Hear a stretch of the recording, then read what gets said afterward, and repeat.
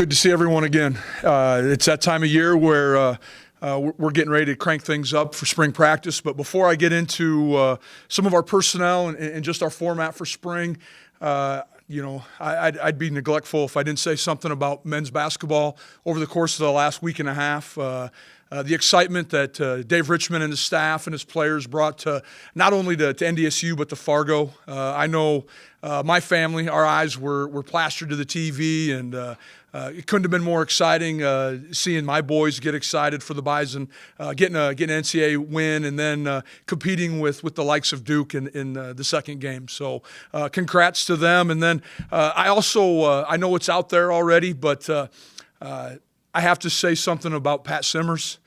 Pat was ever since I stepped on campus, has had a smile on his face. And if you were to talk about the King Bison, I think Pat would be that guy.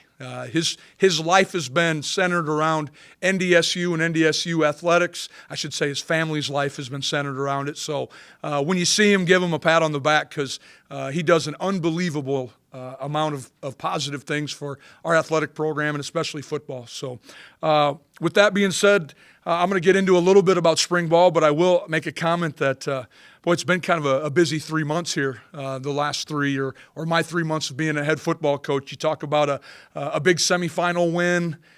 You throw a national championship in there. Along the way, there's 2 different recruiting days that we're trying to make plans for.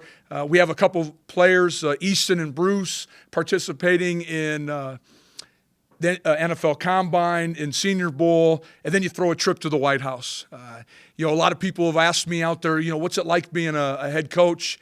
And probably the real answer, or the truthful answer, is I'm not really sure yet, because what I've gone through is atypical of a head coaching experience.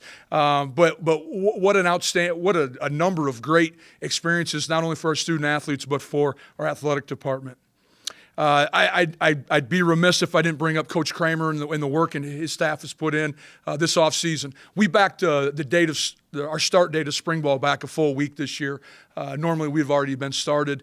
I wanted to give our new staff an opportunity to meet with our current team and create some relationships. But twofold, because of our youthfulness and having over 45 players on our team that are entering either their third or second spring ball, an extra week in the weight room I don't think was going to hurt anybody. And you look at some of our weights, we're going through testing right now. It's unbelievable to see the strength gains that guys like Spencer Wagee have had. Not only is that going to allow him to be a better football player, but the confidence that brings that young man is big time, and will allow him to be a big part of what we do going forward. NDSU's always been a process-driven program. We go about our work. We have a plan for every day. We're going to continue to do that. We hope our plan allows our players to, improve individually. That's the number one thing that we're looking for out of the spring. Because of our youthfulness and our inexperience, that's where we need to put a lot of our thought process into. Compete daily, compete at every drill, teach some of these young kids how to practice and how to do it the Bison way. If we can have personal improvement, we know each segment, each unit, and the team will ultimately reap the rewards of this improvement. So we look forward to it. Like I said, this is about 45 of our players. This is either their second or third spring ball that they've participated in. In my experience here at NDSU, that's about the time you need to start identifying or finding what your role on this football team is. Are you a starter? Are you a backup? Are you a situational player? But there's a role for everybody. And we had a meeting yesterday and talked about that in particular, about identifying, finding your role, and then maximizing that role to help the team win in the fall. And then, of course, we got to stay hungry within this program. We've done an unbelievable job of avoiding feeling satisfactory about all these national championships, trying to keep our kids hungry. And I think part of that, we don't allow our kids to wear any national championship attire on campus. We want to keep them hungry. We keep them always thinking about the next day's practice or the future. The 2019 team hasn't done anything yet. We talked about that in a team meeting yesterday. For all the accolades the 2018 team accomplished and the previous years, this is going to be the first practice tomorrow of the 2019 squad. And I'm super excited to get going. I know our staff is. We've tried to meet as many times as we can just to make sure that we eliminate any bumps along the way in practice and that every T is crossed, every I is dotted. But I'm looking forward to it. The things that we need to emphasize over the course of spring, number one, we have to create depth.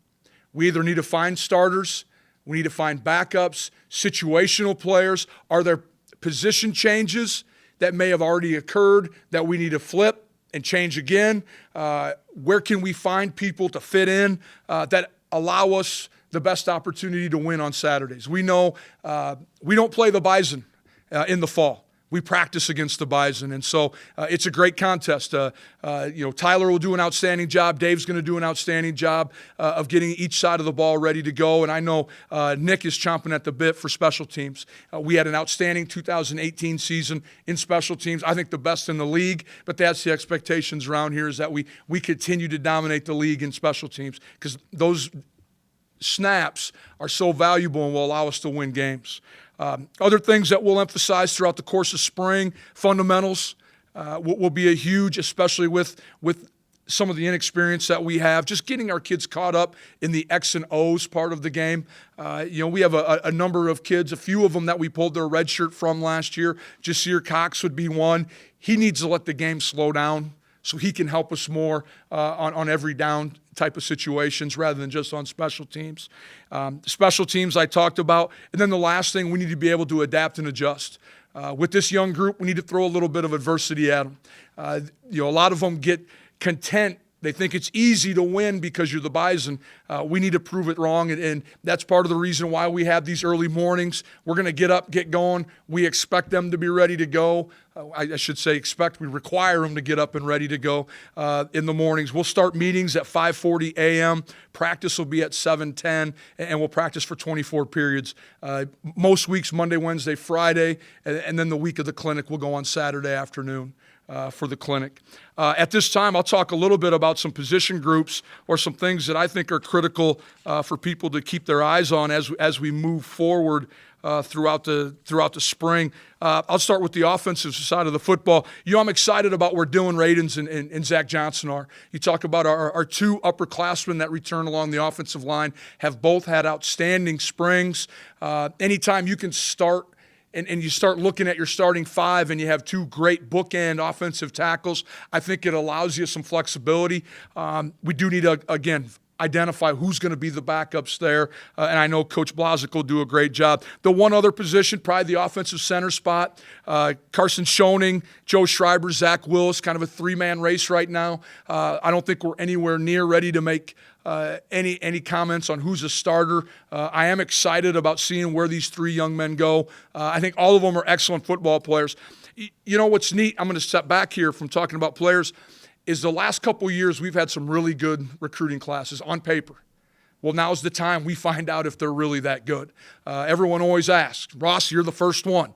All right? Boy, what do you think of this class? Well, I can't tell you for a couple years. Well, I'm going to have to start, probably chiming in now and tell you what I think of some classes now. But I'm excited because, we've thought for a number of years we were recruiting a different type of athlete here, and it's going to be fun to see these guys compete on a daily basis. One of the changes at the offensive line, Quinn Allo was moved to the offensive line from D-tackle. Quinn's done a great job this spring of buying into the change. I think his mentality, his physical nature will allow him to probably potentially be a factor in that room.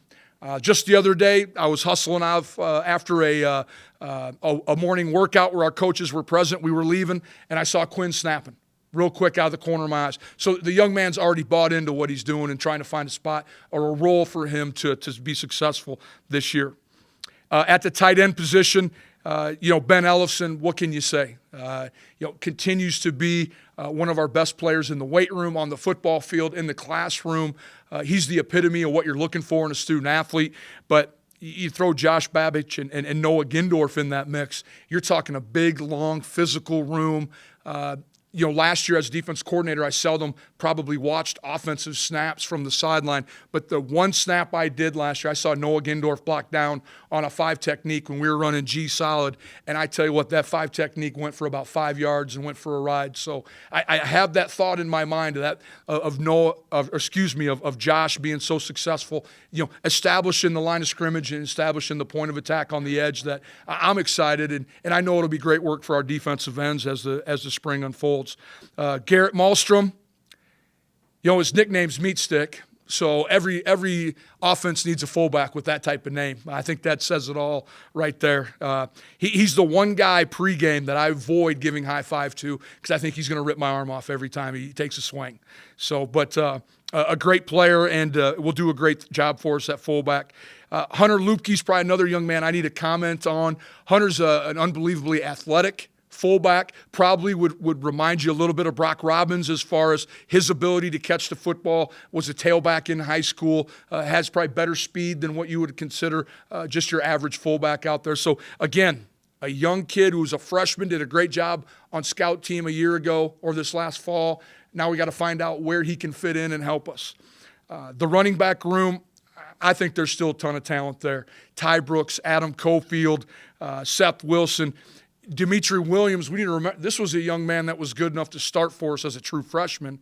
Because of the 4-game rule and the new redshirt rule, we were able to redshirt him in 2018. He's a starter coming back. He has starting time.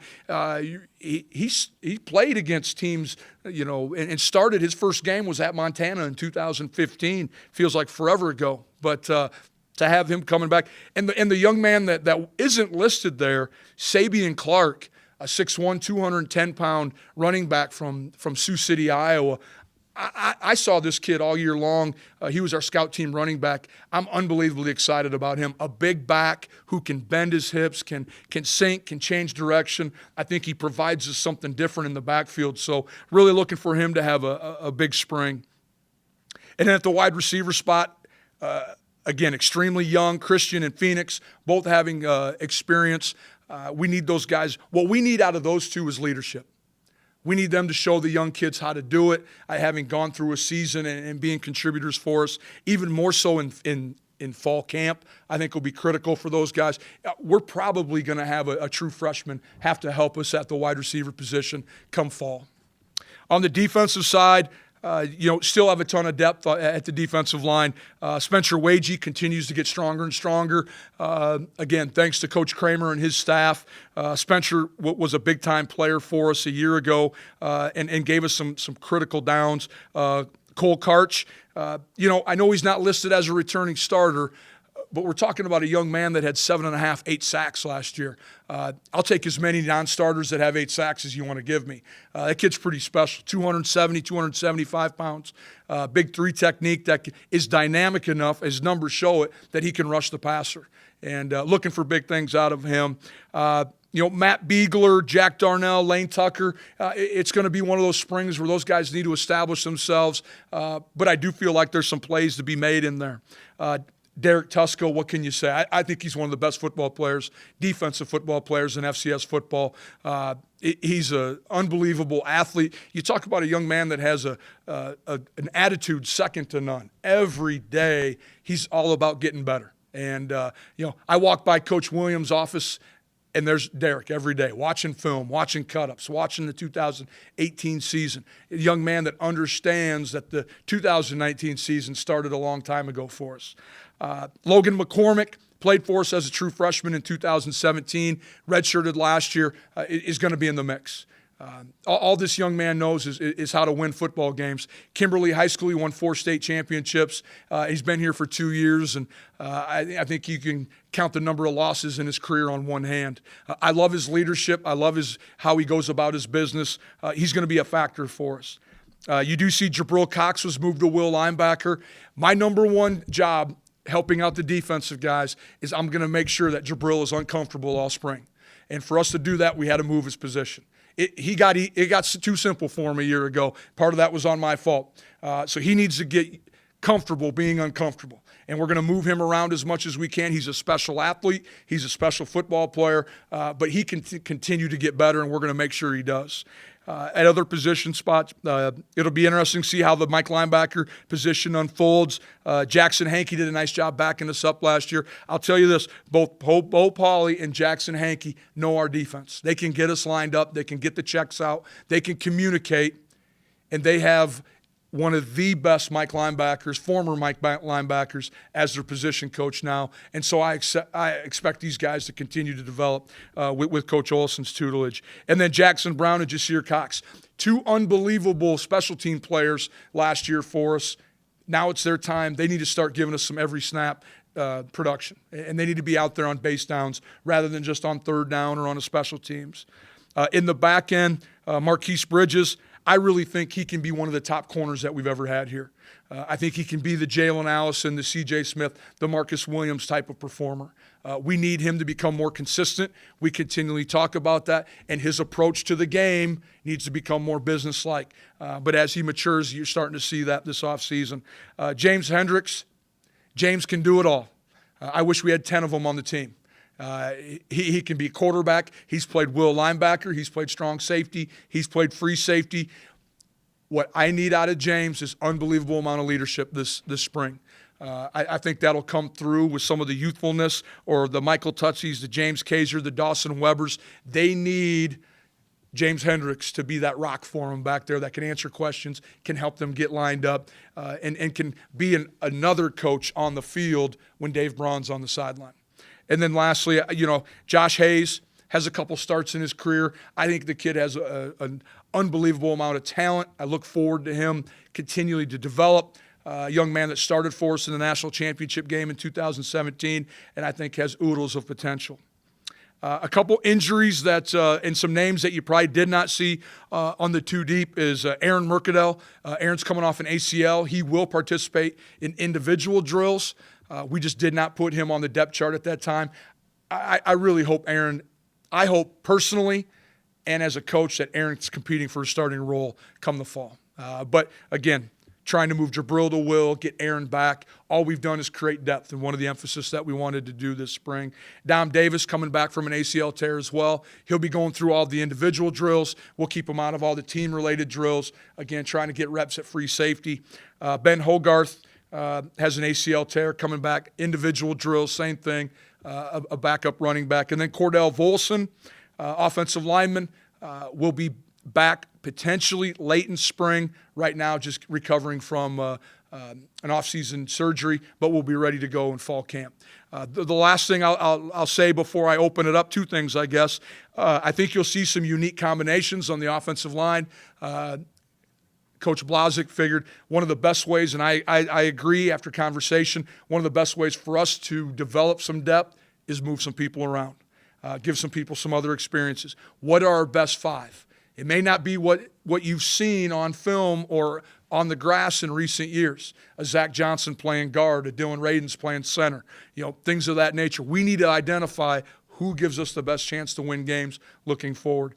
And then the last thing, I know a lot of people have asked, I think there's a lot of similarities between the 2015 defense and the 2019 defense. You talk about 2015, we had 4 returning starters.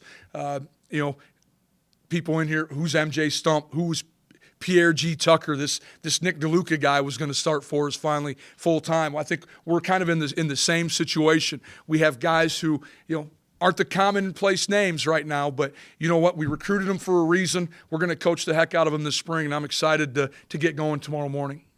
At this time, I'll open it up for questions.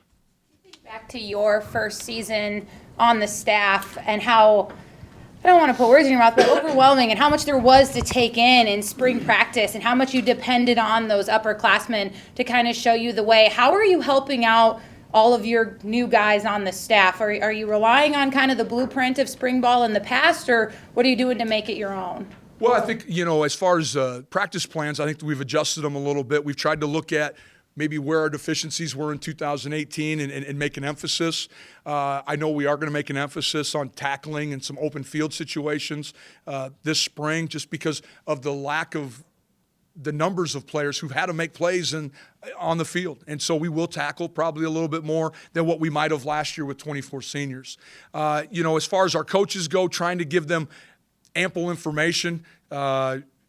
Saturday meetings with Coach Braun, coming in and trying just to give him as many details as I can, or things that, hey, keep this in mind because this is going to catch up to you eventually. You got to be ready for this. I think those guys have appreciated it, but that was part of the reason why we backed spring up a week. It gave me a week to be a head coach a little bit longer and be concerned about some of the pitfalls that you sometimes see in spring that I don't think about. I knock on wood, I've thought of everything, and we're going to be ready to go tomorrow. Or at least it'll look seamless to everybody. Are there any nerves at this point for you, or are you just chomping at the bit, ready to, as you kind of said, you don't really know what it's like to be a head coach yet. You've had so many other things going on. Are you any nerves or just chomping at the bit? I'm just ready to go. I'm excited to get out there. I want to see our kids compete. I think they're ready to go. The extra week with Coach Kramer was great, but I think our kids have a chip on their shoulder right now. Unfortunately, they hear people say that they're not supposed to be as good as they have been in the past, and that's probably where I correlate it a lot to the 2015 season. We weren't supposed to be any good then either, and good things happen when you come every day ready to practice. You're right, though. Every day is the first day for me being a head coach. Tomorrow will be my first spring practice as a head coach, and I do look forward to it. How do you evaluate quarterbacks throughout the next month? I think Coach Hedberg and myself and Tyler will have to sit down, and it's probably going to be a day-to-day evaluation, a lot of grading, a lot of film watch, and trying to put our best foot forward. And the thing that we have to make sure we keep track of is making sure that all four of them get to the same number of reps during practice. At this time, I don't think anyone has a leg up on anyone. Holden has probably the most experience of the four, having played in 8 different games last year. But at the same time, Coach Hedberg's done an unbelievable job. His proof's in the pudding as far as his previous quarterbacks that he's worked with, and I look forward to seeing how that competition unfolds. Do you anticipate having a starter at the end of spring, or at least somebody to say, okay, going into the fall, you're going to get the number 1 reps? In my mind, Dom, I might, but I won't tell you. Well, Trey ended the season number 2. Why open now? I think right now Zeb wasn't even part of the team in the fall, so I think to give him a fair shake, we need to open it back up. And people change. People develop. People have been in and watched film over the course of the winter. Let's see how they've handled that. Learning process and that learning curve. I think a lot of things can happen. We got to make sure we're ready. We can't go into a season and just have one A quarterback. We need to make sure that room is ready to win his football games. That is this time of the year more important with the new guys coming in as coaches, kind of getting that mesh with the players and finally getting on the football field and understanding what the schematics might be from a player to a coach personnel? I think so. You're talking about creating some relationships. Oh, definitely. And that's been an ongoing process since these guys got on campus. And I go back and say that's why we bump spring back as far back as we can. I wanted Coach Larson to be around the running backs as much as he could prior to that first day of install, so they had an idea of who this guy was. And I wanted, on vice versa, I wanted our coaches to realize, what flips the switch of each of our athletes out there. We need to make sure that we're coaching them in a manner that is best suited for each individual athlete. We can't just stereotype them all and think they all learn the same way. How crucial was it to get Zeb in here this semester as opposed to next, and having him and Griff be a part of the White House experience and kind of have him be a part of things now? Well, I think, one, just with our offensive structure and our vocabulary offensively, I think it's huge. If he'd have came at fall camp, there'd probably have been no chance of him being the starter, I don't think, in next fall. Coming at semester, I think it gives himself an opportunity to get all these reps. And we're going to continue to double rep. We're going to continue to do all those things at practice. You're going to see us having both ends of the bubble, and if we're outside or in the dome, both ends of the field going at the same time. So there's reps for everybody, and I think that's one of the reasons why we've been so successful is we've been able to develop our players consistently. Doesn't matter if you're a 4th-stringer or a 2nd-stringer, but. I think the number one thing is with Zeb is just getting familiar with our terminology here at NDSU, and again he brings a guy that started against Oklahoma, a Big 12 experience. He's been out there in critical situations, and I think that's only going to raise the level of play within the quarterback room. As head coach, is there a trait or two you want to see from the quarterback that wins the job?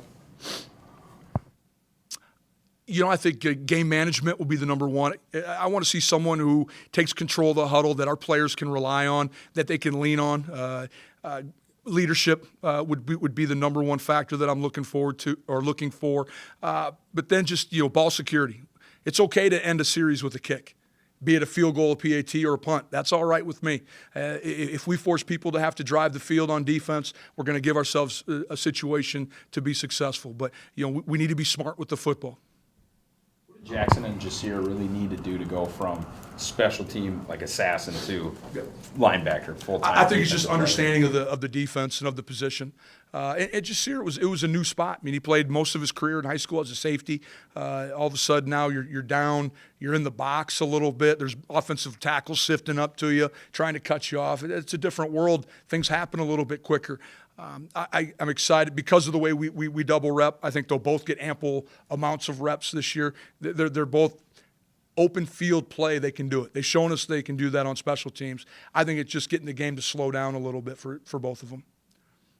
Shells. When do you add shells? When do you add pads? Kind of in your weekly breakdown here. We will be first 2 days per NCAA rules. We'll be in helmet only, and then next Monday we will be in full pads, and that will be a kind of a partial tackle day.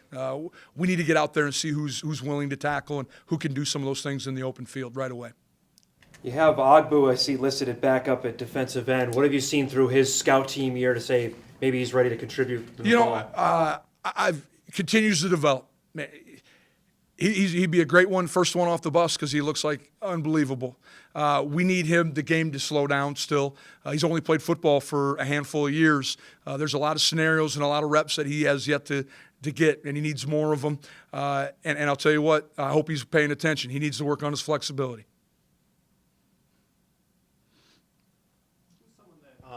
You're really excited to see at Pro Day on Thursday. I'm excited to see them all. I think that's an unfair question. Those guys have been coming in and out of the office over the course of the last few days. It was great. Bruce Anderson looks good, looks healthy. Excited for him because I know he's battled a little bit of an injury since going back to the South Dakota State game. To see him fresh. Robbie Grimsley was in. I'm excited. He's back from Nashville where he was training. I think if teams get him on the board, he'll blow them away with his intellect, his football knowledge, and of course Easton. He's a cool customer. He's ready to go, of course. And I'm excited about how he's back, but you have the Dariuses and the Lances and all these guys going to catch for him in his script. And it's still once a Bison, always a Bison. He's still going to use the same guys that allowed him to be successful on Saturday in his pro day. Shane going from offense to defense and Alo going from defense to offense, is that equally hard? Is one tougher than the other? I couldn't tell you. Having seen Costner over the course of spring, saw some athleticism in him that I thought behooved the move. And Tyler Roll was adamant that he thought Costner could help us. But again, I'm looking at our depth chart. We got three excellent tight end candidates right there. It came down to a decision where Costner can get on the field and help us the quickest. Same thing. I just felt like he's played nose, and I think his mentality and his physical skill set allow him to be a successful or have quicker success on the offensive line. Matt, for the guys that got into 4 games last year, do you really believe that can bolster them into the spring after seeing what they did in the fall? I do, because of the experience they had of the preparation from week to week. I also think the confidence that it can generate. All of a sudden, Jasir Cox knowing that he's out there in a national championship game, running up and down the field, making plays, or whatever game it might have been. I think there's some value to it. I'll be interested to see what the NCAA does going forward. I know it's probably a 2-year. It seems like everything they do is on a 2-year kind of calendar. I'm waiting for the day that it just becomes 5 years of eligibility. About Jabril that makes him someone that you want to make uncomfortable? Well, I think he's played the position now for a year and a half as a true starter. Being our slot area defender, he's done an unbelievable job. I guess I sell it to him as this is a way for him to affect the team in a positive manner. Playing Will's a little bit tougher than playing Sam in my estimation, having been a coordinator and linebacker coach. So I'm trying to push his skill set to a place where he can really truly help us. If we can get our best 11 on the field is ultimately what I'm looking for on both sides of the football. That's why I talked about there could be some position changes even within segment groups. Are you kind of using the Nick blueprint with Jabril and moving him around and making sure that he understands the game wholly? That's what we're trying to do. It's about, it's his third spring, and that always is the benchmark for me of when the light bulb should come on about that third spring. And so trying to give Jabril the tools where he can help us at will, but at the same time, and he played a little bit of it last year, but we need to make him more comfortable, and so the process happens quicker, the reactions, and I think it'll only help him in the future as well. Just a handful of guys out of like 100. Yep. You'll take that every year? What's your thoughts on the turnover rate right now? I'm not going to look too much into it. We had a few guys. Demars Purifoy was a medical. He was just advised by our doctors not to play football anymore, coming off of 2 knee injuries. And some of the other young men graduating. And then, college football, and especially NDSU football, is not for everybody. We ask them that in the recruiting process. And number one question I ask everybody is, do you love football? Because you have to here at NDSU. Lost, Brock a season before you had anticipated. How important is it to get Hunter and Austin ready so Garrett's not playing 50 snaps a game? Well, I think the other thing is you're looking at a young man like Ben Ellison, who's a senior. Why couldn't we do the same thing with him that we're doing with Jabril? I mean, I think he should probably learn how to play some U and some F too, just because of his experience. And then all of a sudden you probably create some more depth just within the room itself.